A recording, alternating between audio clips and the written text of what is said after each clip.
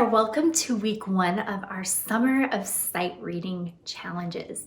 Each week for the next 5 weeks, I'm going to release a new set of sight reading challenges for you.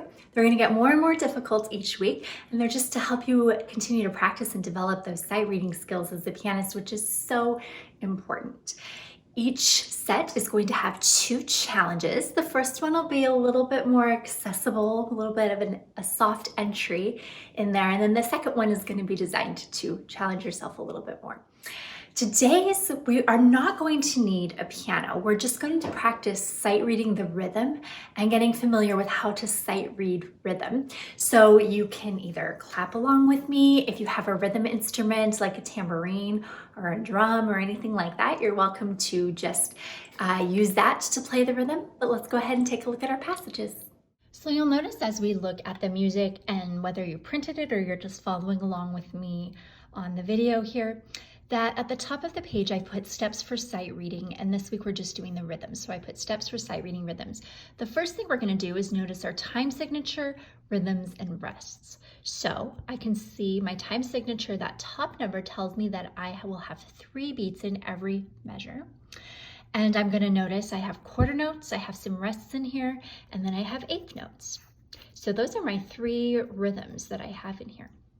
The next step, number 2, is notice patterns and repetitions.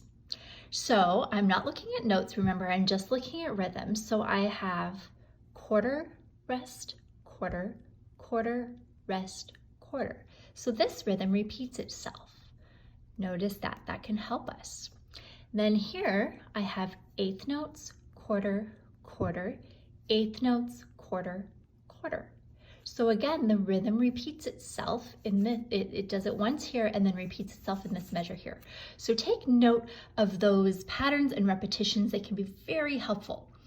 And then the next thing we're going to do is we're going to try clapping this rhythm, or if you have a rhythm instrument that you're playing along, excellent.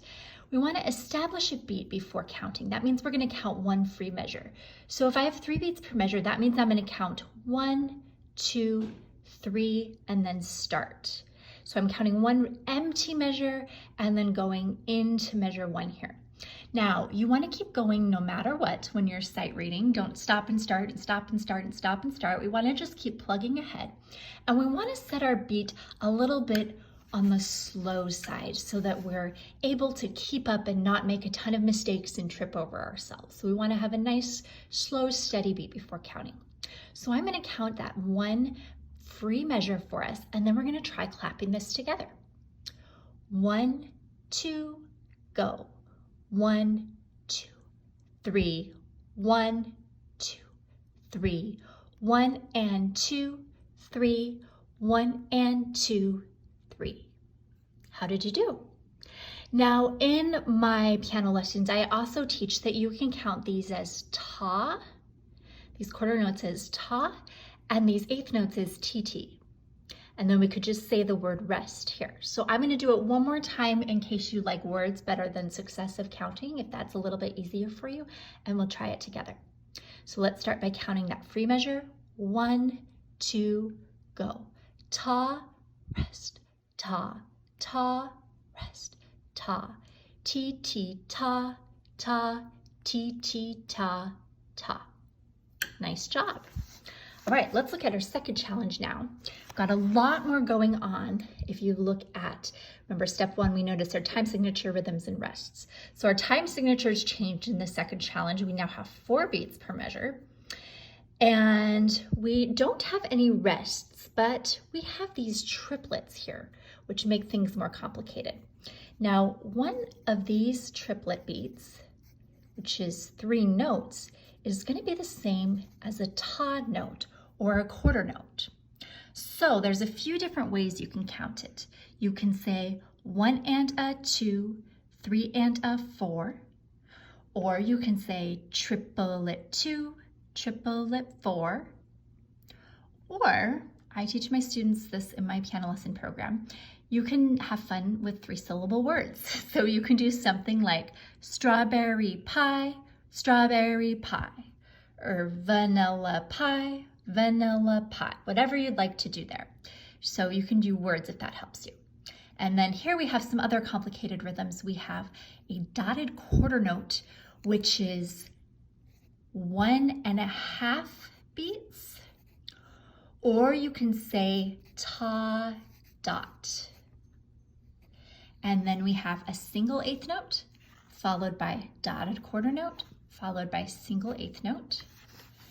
And then we have dotted quarter note, single eighth note, half note, whole note. So lots of different rhythms going on here.